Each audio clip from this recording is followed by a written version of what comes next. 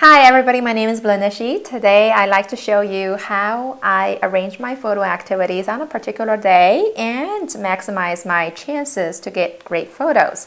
I know that some of you have commented on my photo stream on Google Plus recently. Is it all about Photoshop? Is it all about Lightroom? Especially seeing my Lightroom tutorial and presets. So the answer is yes and no. I do retouch all my photos, but I only spend 5 or 10 seconds on each photo. I know it's kind of hard to explain, so I'm going to show you a real example. This is a photo I took yesterday evening for San Francisco's beautiful skyline. This is San Francisco's financial district, and this is Transamerica building. So, and this is a raw file, camera raw file. And if you go to the develop module, there's absolutely zero retouching. So everything is zero. So what I'm going to show you is how I spent just a few seconds to retouch this photo, and that's literally just my photo retouching effort, excuse me. And I make sure that you're in develop module, and I open my magic-like workflow presets. And there are 27 of them in total, and I have introduced 25 of them in very much detail in my previous video tutorial for this particular photo. I'm going to click on light in this first step to adjust my exposure just to make it brighter, and the second step click on the crisp more to increase the sharpness and clarity, and I want to skip the darkened sky adjustment in step 3 because none of them look that attractive to me. And I'm gonna add this vignette effect in step 4, darken the edge. It looks pretty good already, and typically for sunrise sunset photos I would do pop the orange. As I said, this photo goes from the camera directly and to this just in a matter of a few clicks. So but this video tutorial is not really about how I retouch my pictures, nor how powerful my Lightroom presets are, but to show you how I managed to capture this photo in the first place. And so I have a good photo to work with, and I can minimize my retouching effort to make a beautiful photograph. So the number one step, very important, as I mentioned in my previous video tutorial, my 3P creation process. The first P is the 4 most important: planning and logistics. I know a lot of beginners might not really understand what I'm talking about here, but I'm going to show you. This is what I do. Okay, this is let's go to Google, and this is usually the first step I do before I arrange any photo activities. I go to a website called sunrisesunset.com. It's not a very sexy website. It doesn't look doesn't have any fancy user interface, but it's functional, okay? And I click on USA, but in case you live outside of the US, like in Canada, also other English-speaking countries, you're here. And if you are living in major cities in the world, you possibly can find your cities here as well. For example, my hometown, Shanghai, China. I can find it on this website as well. All right, so let me click on USA, and since I live in a major city in the US, and I just type in San Francisco, search USA. Now, what this website does is to retrieve a list of schedules relevant to my search. So this is San Francisco, California, instead of going to the golf club. Okay, so I click on December 2013 for this month.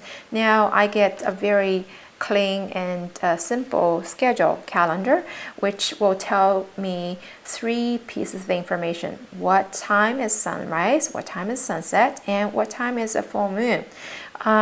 And in particular, for example, yesterday was December 17th, and the sunrise was 7:19 a.m., sunset was 4:52 p.m. Full moon happens 1:20 a.m. Oh wow, I forgot to tell you, yesterday was a special day. It has full moon. So typically on a full moon day, it was definitely my photo, I definitely will arrange some photo activities.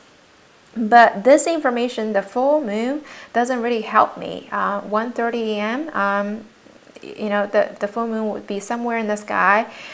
It doesn't really tell me whether it's a good opportunity for me to photograph it. So let me go back to the sunrisesunset.com and go back to the USA. Instead of typing my San Francisco in the quick search here, I click on California. I wanted to modify my calendar. So what I'm going to do is get my San Francisco from this drop-down menu and keep the December 2013, keep the several twilight moon phases and everything default as is, but make sure to click on this moonrise and moonset and option, this box here, and leave everything as is and make a calendar. Now you retrieve a calendar that looks much more detailed before. For example, yesterday the 17th, not only you got the 3 pieces of information, sunrise, sunset, and full moon time, but also you will get the twilight hours in the morning, the twilight hours in the evening, as well as the moonrise time and the moonset time. So this is a very important information, and I wanted to tell you, typically if I am running a tight schedule like most of you, and if I only have 30 minutes a day to photograph landscape, I typically would choose the 20-30 minutes window between the sunset hour and the twilight. This is the civil twilight, okay? Which means yesterday it was between 4:52 p.m. Let me just get this larger so you can take a look at it. 4:52 p.m., between 4:52 p.m. and 5:22 p.m. That was the best window for me to photograph. Let me go back to the Lightroom, and for this particular image I photographed, if you go to the metadata in the library module, you see the capture time 5:01 p.m. That was exactly happening during this 30 minutes window. Is actually 9 minutes exactly after sunset. Okay, so regarding the moonrise and moonset, as I said, it's a very special day. What am I going to do? Arrange my photo activities surrounding the moonrise. So I looked at the time, 5:37 p.m. Well, it was not a very good hour. Unfortunately, the moonrise didn't happen until 45 minutes after sunset, and worst case, it actually didn't happen until 15 minutes after twilight. What happens is, let me show you some of the bad pictures I actually just wanted to show you yesterday. Not only the moon is very low, even this is like almost 6 p.m., and it's over 1 hour after sunset. The moon was still blocked by trees, and not only that, it's all the photos I took, for example. I mean, just wanted to give you some bad example, and typically don't photograph full moon on such kind of schedule. Even when the moon rises high enough, you will get an image with a very bright moon, and with the rest of the image, pretty much pitch dark.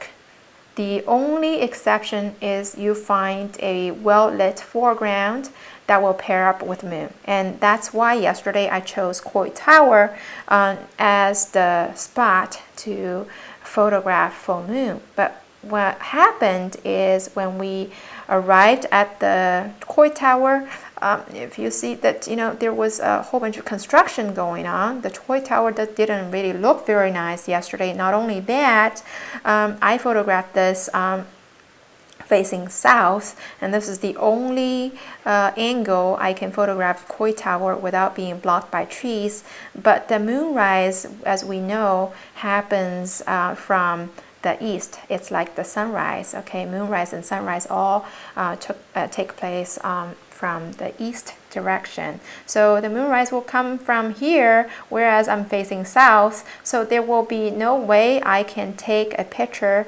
combining the well-lit foreground with the moon as the background. So that's why in a particular day like this, even have to go into the Chrome, even it's a very special day. It happens typically once a month. I have to drop this moonrise photo opportunity, especially after seeing what the surrounding looked like after visiting the site. So what happened yesterday is I photographed mainly the landscape during the sunset hours, and I wanted to show you, for example, I have 73 pictures in this folder yesterday that I created, and this is the first photo and this is the last photo. The first photo, if you look at the metadata, was captured at 4:55 p.m. It was 3 minutes after sunset. And if you take a look at the thumbnails, I actually didn't move the tripod and continue to photograph this until the sky turned from kind of orange and red until it becomes a little bit blue and purplish. And all right, and this is the changing line. So the last 3 photos, I did the auto bracketing. This is the normal exposure.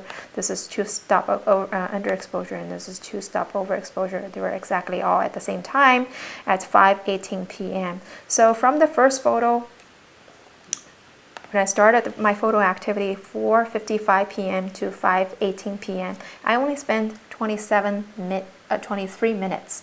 And that's typically a very typical day for my sunset photography activities if I'm running on a tight schedule.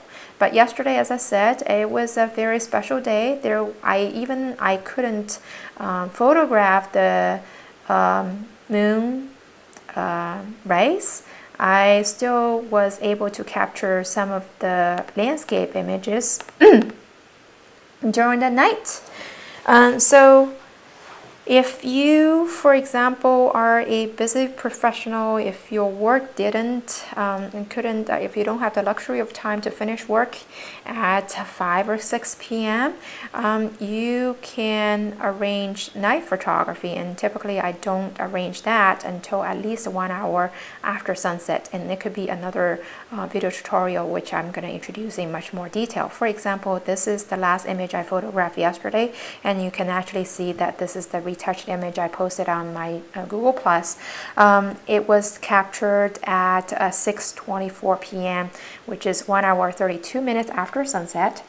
And I photograph night photography typically until I don't photograph that until, as I said, until 1 hour after sunset, because at the time the night falls and the sky will be dark enough, so I don't need to use any filters. And I forgot to mention my favorite photo just now with the this is the original photo without any retouching. I mounted 2 pieces of Lee neutral density filters with 5-stop total to cover the sky. That's why this photo itself, gives you already like a pretty strong colors. I just need to do some very quick retouching. I'll do it one more time to show you light and crisp more, and darken the edge and pop the orange. This is how I retouch my photos and just to finalize it. So overall, again, this video is about arranging photo activities properly with knowledge and with the right knowledge to arrange your activities based on the time you have. And if you can get the right photos in the first place, you really don't need to spend 15-20 minutes or even hours retouch your photos.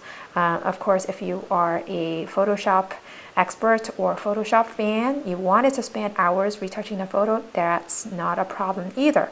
It's just not my passion, and I first wanted to get the right photos, and I wanted to make every photo look beautiful.